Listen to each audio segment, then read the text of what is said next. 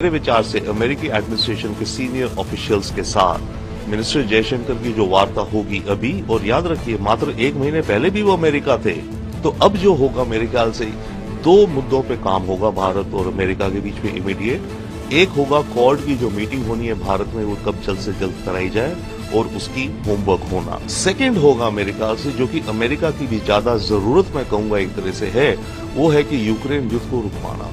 At the same time यहाँ prime minister Modi ने पिछले 6 महीनों से बहुत ही ज्यादा होमवर्क किया है, स्पेड वर्क करा है इसी मुद्दे को लेकर कि जंग रुकनी चाहिए।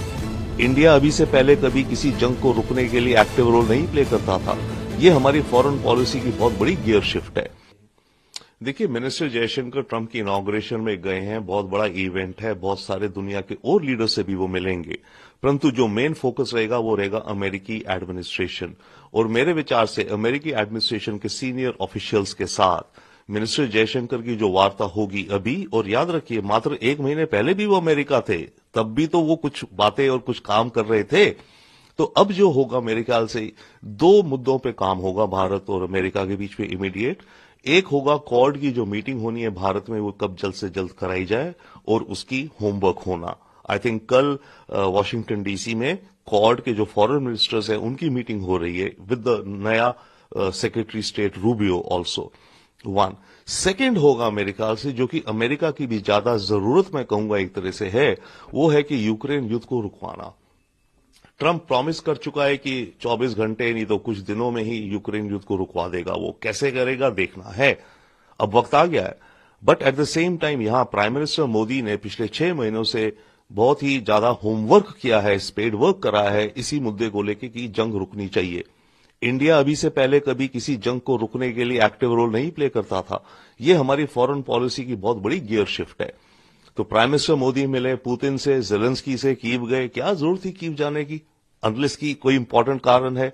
अमेरिका में बाइडेन से मिले, फिर वापस फिर न्यूयॉर्क में जेलेंस्की से मिले, और फिर ब्रिक्स में जाकर के अक्टूबर में पुतिन से मिले। तो मोदी जी एक पूरा राउंड ग्राउंड का कर चुके हैं, टटोल चुके हैं इंडिया। अब ऐसे में अमेरिका और इंडिया की एक पार्टनरशिप और कोऑपरेशन यूक्रेन युद्ध को रुकवाने में मुझे बहुत ही हाई पॉसिबिलिटी दिखती है। देखिए, ट्रंप का जो पहला दिन होगा, कहा जाता है, इसने खुद कहा है कि इसने करीब 100 से ज्यादा ऑर्डर लिखित में तैयार करे हुए हैं, ड्राफ्ट मेमो, जो पहले दिन ही ये साइन कर देगा।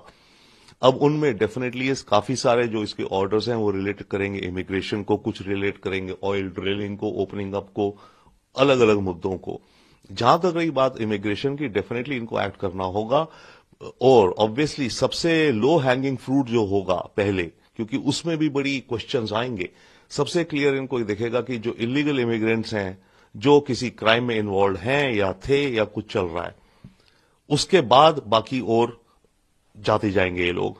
अब उसके अलावा एक इंपैक्ट और भी इमिग्रेशन का जो होगा, ये फैमिली वीजा को टाइट करने जा रहा है। फैमिली वीजा में अभी तक अगर आप अमेरिका में है तो अपने भाई बहन को भी बुला सकते थे, पेरेंट्स को। अब इसमें हो जाएगा नहीं, only the family, that is it. आप अपने भाई बहनों को नहीं बुला पाएंगे। उसके अलावा ये इलीगल इमिग्रेशन का तो ये सारे मुद्दे रहेंगे। पर एक बात याद रखिए, ट्रंप जितने भी ऑर्डर्स इशू करेगा आज या आने वाले दिनों में, उनमें से कुछ ना कुछ ऐसे होंगे जो कि कोर्ट्स में चैलेंज होंगे, क्योंकि उन ऑर्डर्स में या तो ट्रंप अपनी अथॉरिटी एक्सीड कर रहा है, ट्रंप की अथॉरिटी नहीं है, वो अथॉरिटी अमेरिकन कांग्रेस की है उस तरह के ऑर्डर या लॉज बनाने की, या फिर ट्रंप जो कुछ ऑर्डर इशू करेगा उसमें कोई दांव पेच निकाल के दिखा सकते हैं कि ये ऑर्डर इलीगल है। तो ये अब मामले कोर्ट्स में भी जाएंगे बहुत बहुत बड़े तरीके से।